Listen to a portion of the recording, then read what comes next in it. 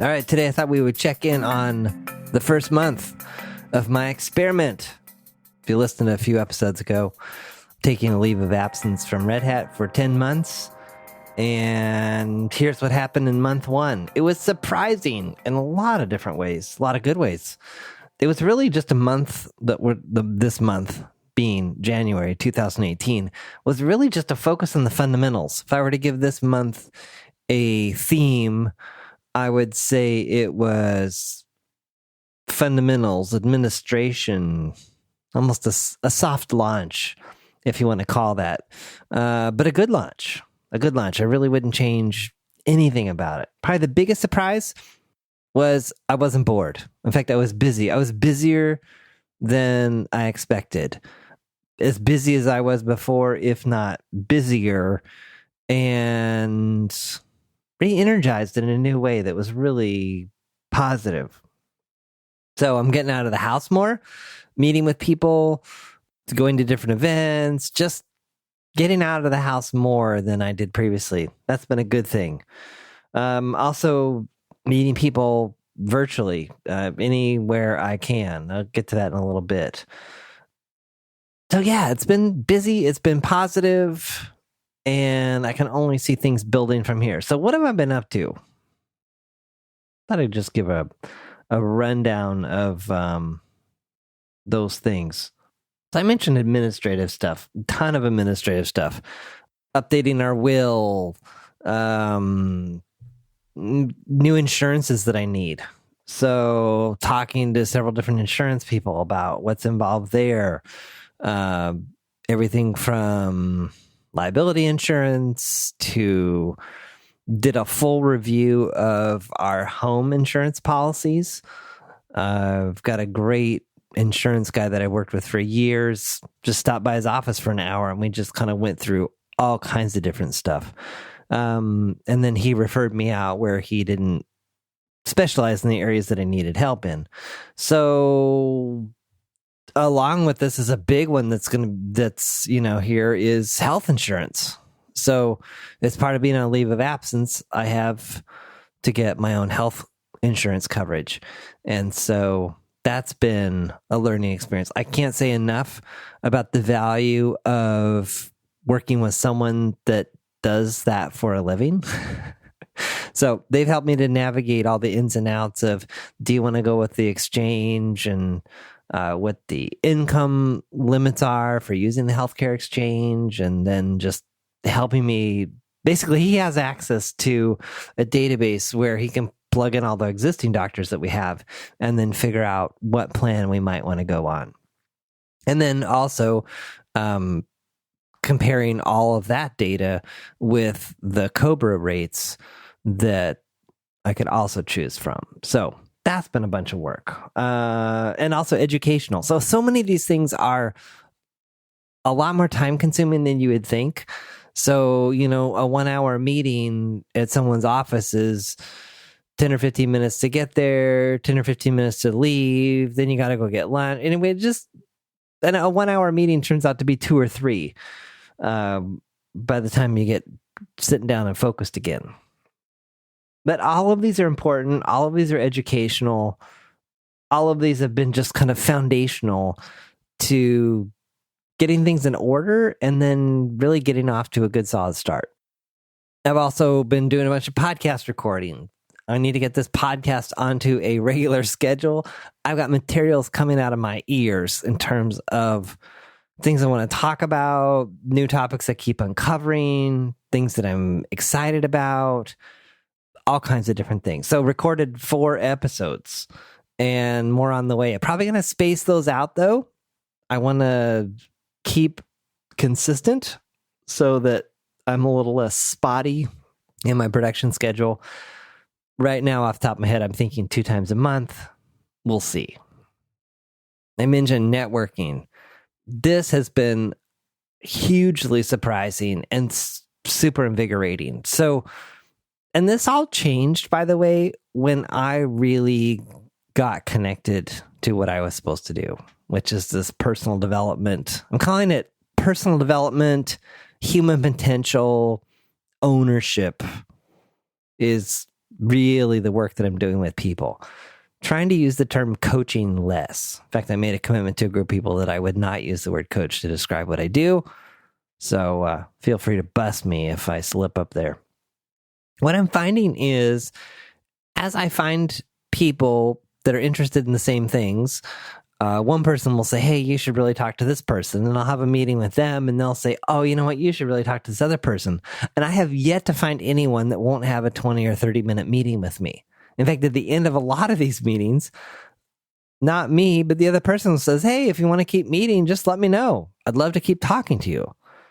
So that's been a really positive surprise too. So that might be something you might want to put into play if you're looking to make some changes, looking to get out there a little bit more in terms of finding out what's possible, finding out where you can plug in, finding out who you can help. And again, you don't have to do these meetings in person. In fact, almost everyone I'm meeting with, at least right now, is somewhere else in the United States. So I couldn't meet with them in person if I wanted to. Something I'm finding useful for keeping track of those meetings and kind of staying in a regular cadence with people is Trello. So just creating a Trello card for each person, setting a due date so that I'll get a reminder. So, every month, depends on the person. Some people I'm meeting with every 2 or 3 weeks. Some people it's every month or two. So the way I like to do is the mechanics here is in Trello, I subscribe to the board, and then any changes or any alerts come to me as emails. So then I'll just set a due date for that person on that card and forget about the card until I get an email reminder saying, hey, need to check back with so-and-so. It's also really cool to use the Trello card to keep notes on what you're talking to that person about or what you might want to ask them next time you get them on the phone. Or if you think of something random as you're doing something else that you want to ask them next time you talk to them, it's a great place to park information.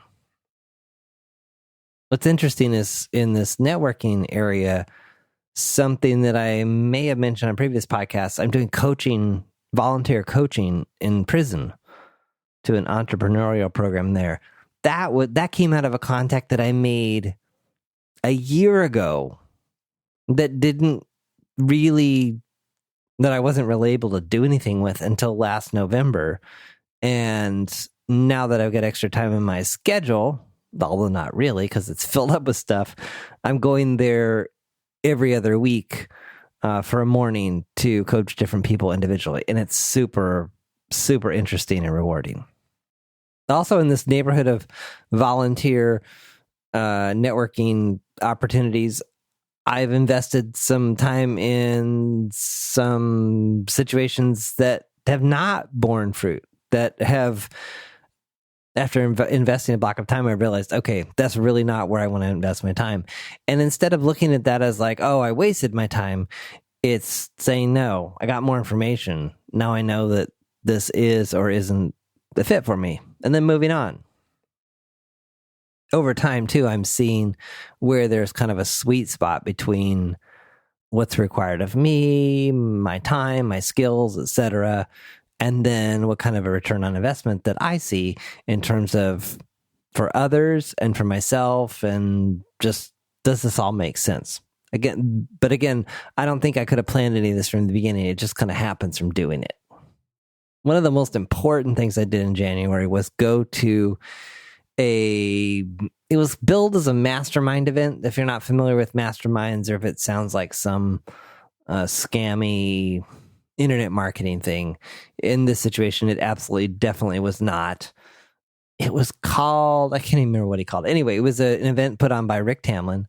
It was 6 people, and we met in Los Angeles in a hotel for 2 solid days. I had Rick as a instructor in one of my coaching classes, and it also followed his work for a while. And I just like him on a number of levels. He's incredibly insightful. He's funny. He's passionate.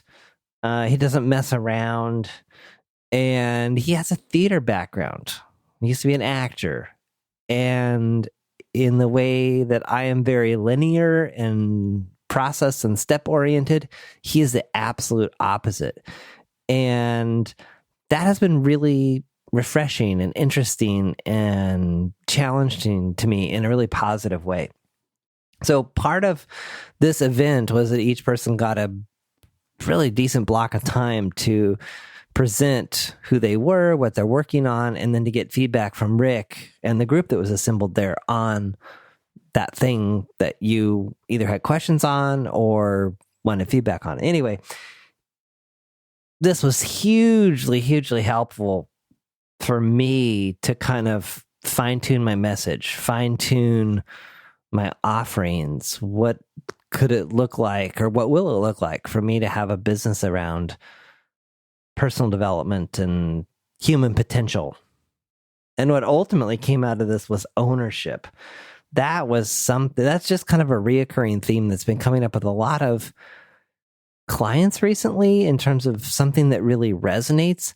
And I'm also realizing that for myself, it was really one of the keys to accelerating progress in my own life.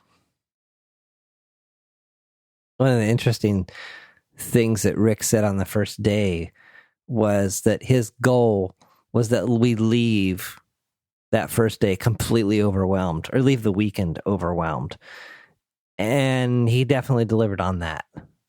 And what was interesting, he shared later, was that there's a learning theory, or I guess the way the brain works, or the way we learn, is we have to reach some level of disruption or overwhelm before we can kind of apply new things and really grasp and embrace them. There's also mixed up in this, I guess, is also the notion of chaos. And chaos also kind of shaking things and rattling things in a way that we are able to fully embrace something new. I've got some resources on this that I haven't gone into depth yet. So anyway, I'm going to hopefully do more on that in another episode. I have taken, though, from that an increased intensity in my sessions with people to pile on a little more homework, exploration. So the takeaway from this is that it was a ton of information. We got to each record our sessions, so I had that to go back to. I took a bunch of notes. And I do think that there is something to this notion of being held in a space that can support you, getting overwhelmed, and then moving through that. And I definitely saw that, because that first night I went back to the hotel room and I just thought, oh my gosh, I don't know if I'm going to get it what I came here to get. And then the next day I learned a whole bunch of other new things and left exhausted, but had kind of realized that I'd gone away with different things than I thought that I had come to get. And that was really powerful and useful.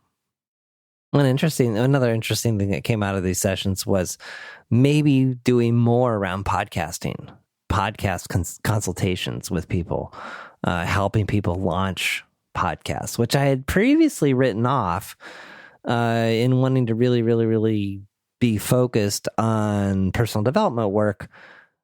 But then having it kind of brought to my attention that there's a whole industry here that doesn't have, well, a lot of people don't have any exposure to what podcasting is, how it works, what they could do with it.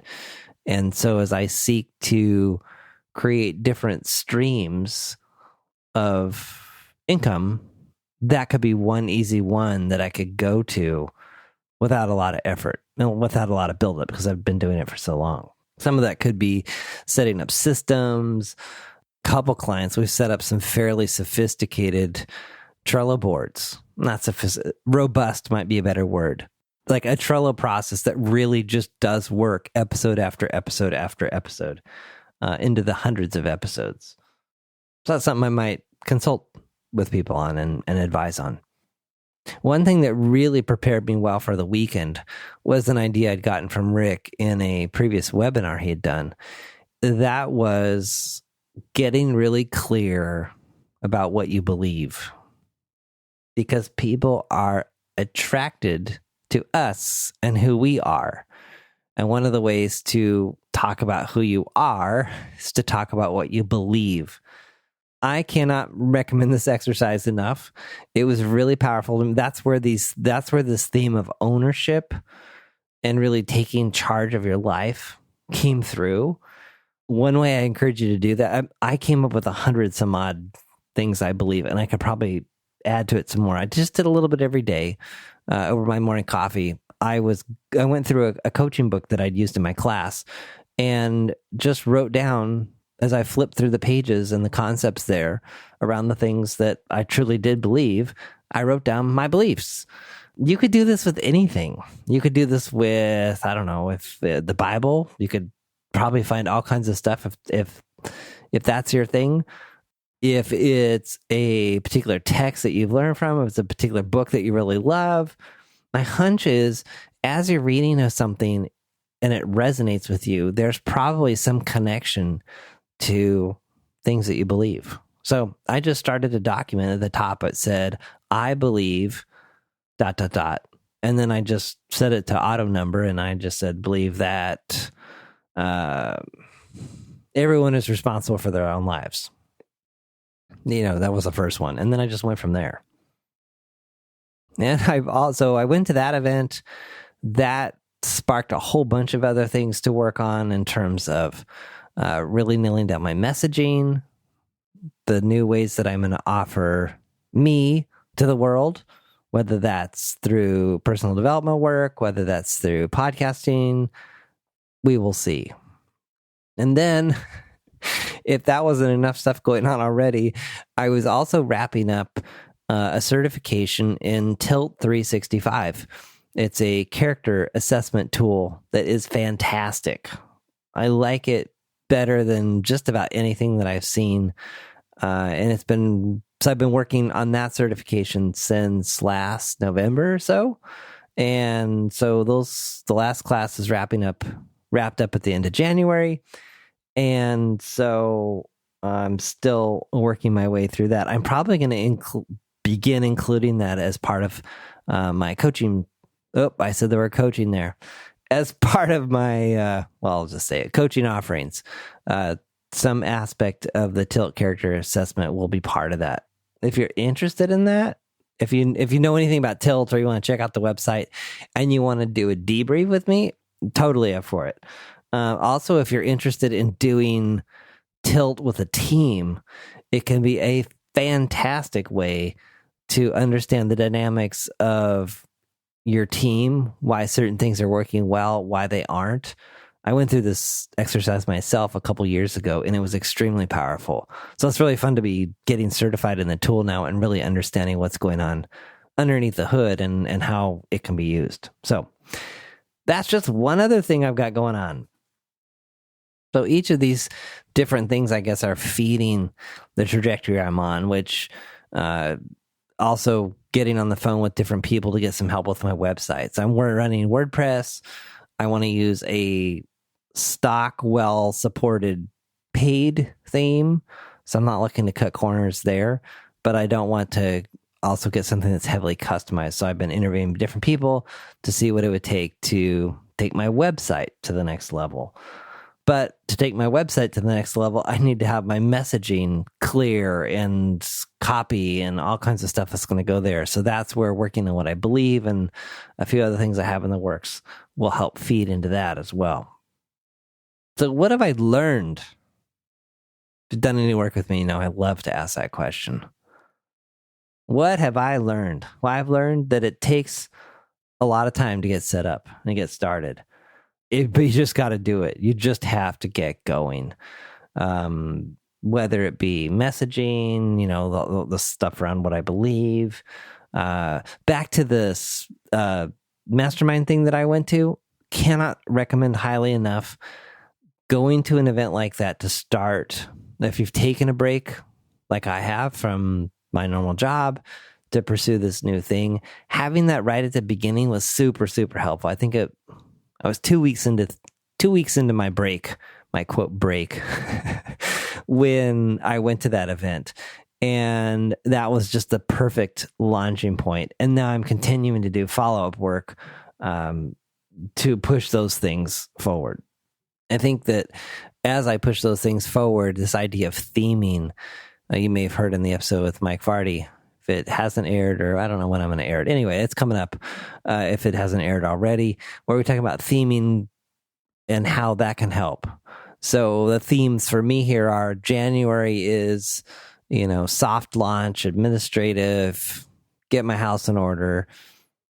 February is going to be all about messaging and my offerings and who am I and wrapping up the loose ends of Tilt. And then I anticipate March being promotion. So putting all that stuff into some consumable way onto my website and then starting to promote and point people to that content so that people can understand what I'm up to. And if they like what I'm up to, perhaps they can buy it. The big picture on all of this, I suppose, is there is so much to do. In fact, I've mapped some of this out. If anyone's, not in a ton of detail, but just almost like a little flow chart. Like, here's kind of an order of operations. You can't figure out, your message until you do some of this other work. And once you have your message, then you can do your website. And then it just kind of flows from there. Or, people say, well, you need to be on social media. Well, if you don't have anything to say on social media because you're not clear in your message, you need to go work on your message. So chunking these things, theming them, is one way that I found that's also helping to kind of reduce the amount of overwhelm, because it occasionally does set in of like, oh my gosh, there is so much to do here. But then it's having the wisdom and discipline to circle the wagons and say, okay, what's the priority? What order does this stuff really need to go in? Okay, yeah, that's something you need to do eventually. Create a Trello card and forget about it. You can come back. You'll find that card someday when you need it, and then you can work on it. I've also learned that you can't work on this stuff in a vacuum. So I've signed up to work with a coach again. I took a break from working with a coach when I finished my certification last year, but re-engaging there to take these things that I learned at this 2-day event and push them forward. It's expensive, but it's worth it because it's helping me stay focused. It's working with someone that has expertise in areas that I need help in. And it's a mixture of mentoring, coaching, and consulting. So it's not the pure coaching model that I've talked about before where, the coach doesn't give any advice or any opinions or any of that. It's more of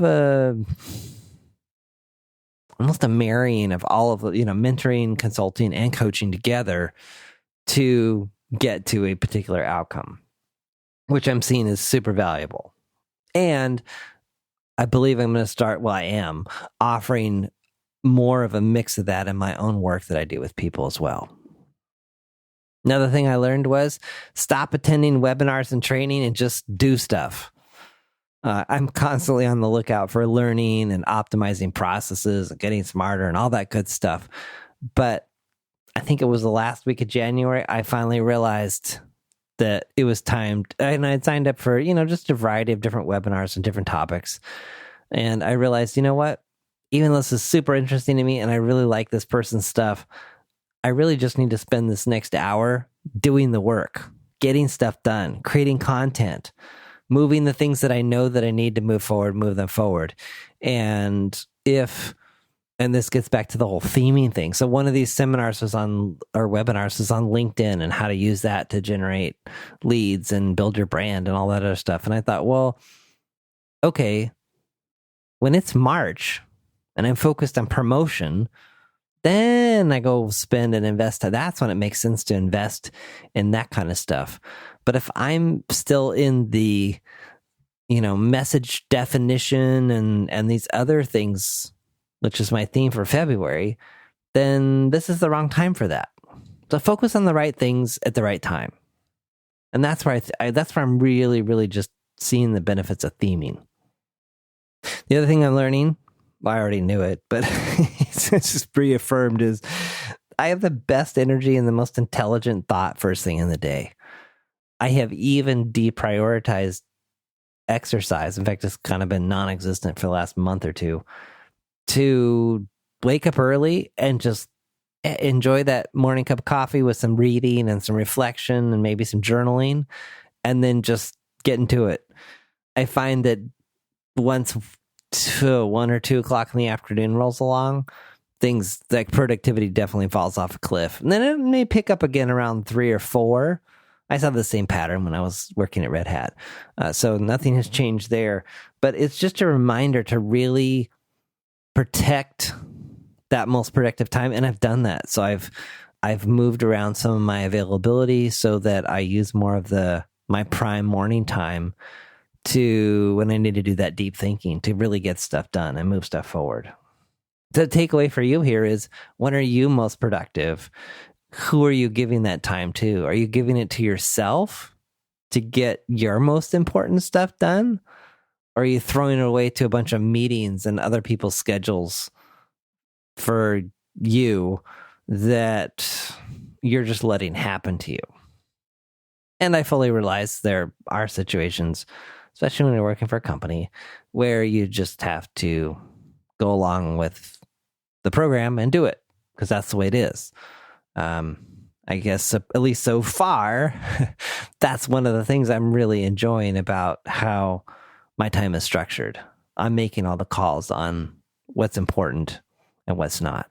I'm also moving a lot of my meetings with people into the early afternoon hours, because that's when I'm not as productive with deep thinking, but I can still carry on a conversation. Often those conversations energize me, and they can kind of propel me through the rest of the afternoon. So that's another thing to be on the lookout for. Like, what are your energy patterns? And are there ways to optimize those energy patterns to make it a win-win? I've had some contact with people from my former role at Red Hat. And the question that seems to be on everyone's mind is he coming back? To which I would say it's way too early to say. And I'm just going to keep exploring everything in front of me, putting myself wholeheartedly into it as much as I can, learning, exploring, failing, repeating, all of that. So ask me again in November. So there you go. That's what's happened in month 1 of the experiment. Maybe we'll do monthly check-ins. Maybe we won't. We'll see.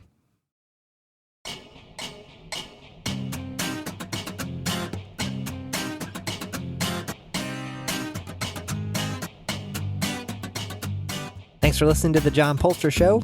Notes, links, and all that other good stuff for this episode are at johnpoelstra.com/podcast. If you have questions or ideas around the podcast, send those to podcast@johnpoelstra.com.